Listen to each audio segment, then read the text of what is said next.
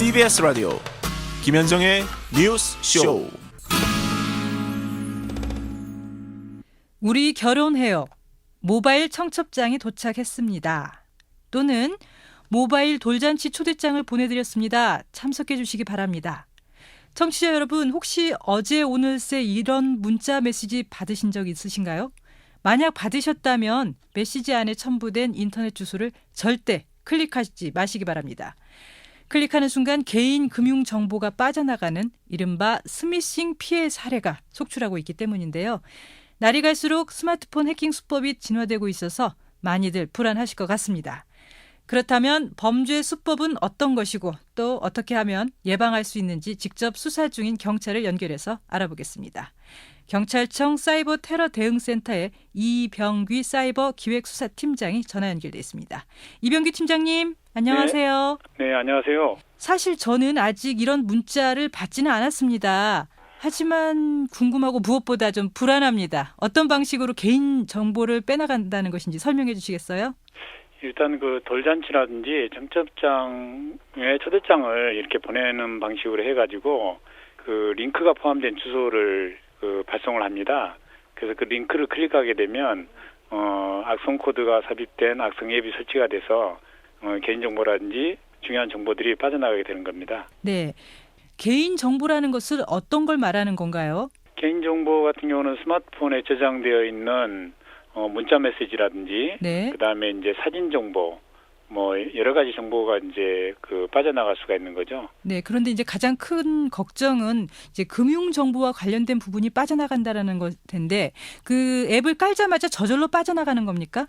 이번 건은 그렇지는 않습니다. 그럼 어떤 겁니까? 이번 건은 악성 앱이 설치가 되면 네. 또다시 금융 정보를 입력하도록 하는 창이 또 뜨게 됩니다. 네. 그런 정보들이 입력을 하게 되면 금융 정보가 이제 빠져나가게 되는 거죠. 저 팀장님, 그런데 이때 만약 입력을 하지 않는다면 정보 유출은 안 되는 것 아닐까요? 예, 현재까지는 입력하지 않으면 그렇게 나가지는 않는 걸로 지금 알고 있거든요. 네. 그런데 이제 이 악성 코드가 인터넷 뱅킹용 앱이 깔려 있는지를 검사를 하게 됩니다. 네. 그래서 그런 게 깔려 있을 경우에 반응을 하는 그런 악성 코드의 기능이 지금 발견되고 있습니다. 네.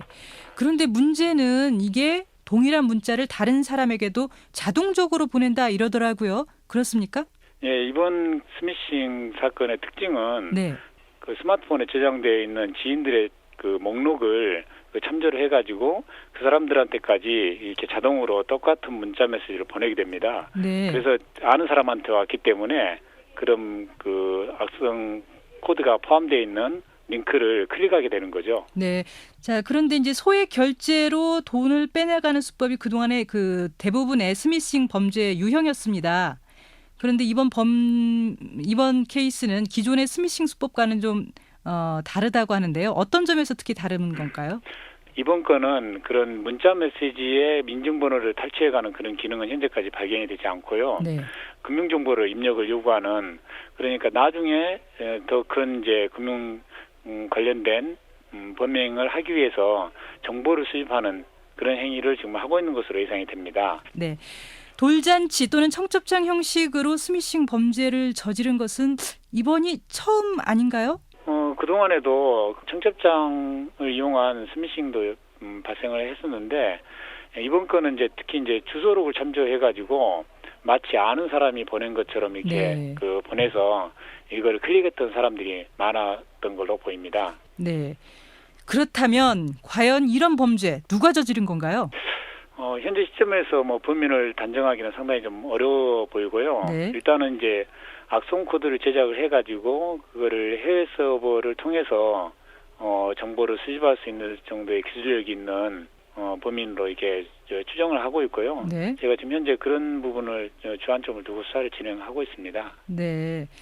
자, 팀장님, 지금 청취자 질문이 들어왔습니다. 예. 질문 내용이 뭐냐면 저는 스마트폰으로 카드 결제를 하고 있는데 카드 정보도 빼나갈 수 있을까요? 이랬습니다. 현재까지 나와 있는 걸로는 그런 그 피해 사례는 현재까지 발생하지는 않았거든요. 네, 아직까지 그런 사례는 없으나. 네. 근데 지금 악성 코드의 기능이 여러 가지 기능으로 이제 발전을 하고 있기 때문에 네. 얼마든지 가능하다고 보여집니다. 그 가능성은 충분히 있다. 그러니까 예, 주의해야 그렇습니다. 한다. 예, 그렇습니다. 제일 중요한 건 역시 예방책인 것 같습니다. 어떻게 해야 됩니까? 네, 기본적으로 문자 메시지에 링크가 포함되어 있는 부분은 일단은 클릭을 하지 않도록 주의를 하시고요. 이동통신사라는 이런 데 연락을 해가지고 그거를 해지하거나 금액을 제한할 수가 있습니다. 소액 결제를 아예 제한해놔라. 예, 그럴 필요성이 좀 있고요. 모바일 백신 프로그램에서 점검을 하셔가지고 그 악성 코드 감염 여부를 이렇게 체크를 해주시면 되겠습니다.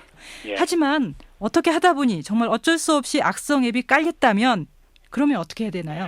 그 사용자들이 개별적으로 그거를 삭제하거나 하기가 상당히 좀 어렵게 돼 있습니다. 네. 그래서 제가 지금 백신 회사하고 확인을 해보니까 지금 이미 백신에 반영되어 있는 걸로 지금 보여지거든요. 네. 그럼 백신을 실행을 하셔가지고 그걸 치료를 하시는 게 바람직해 보입니다. 백신으로 치료만 하면 바로 되기는 합니까? 또 그런 게 좀 의심스럽다고 그러시면 다소 불편하시더라도 네. 초기화도 한번 고려해 보시는 것도 바람직해 보입니다. 네. 오늘 말씀 고맙습니다. 네, 감사합니다. 지금까지 경찰청 사이버 테러 대응센터의 이병규 사이버 기획수사팀장과 함께 이야기 나눴습니다.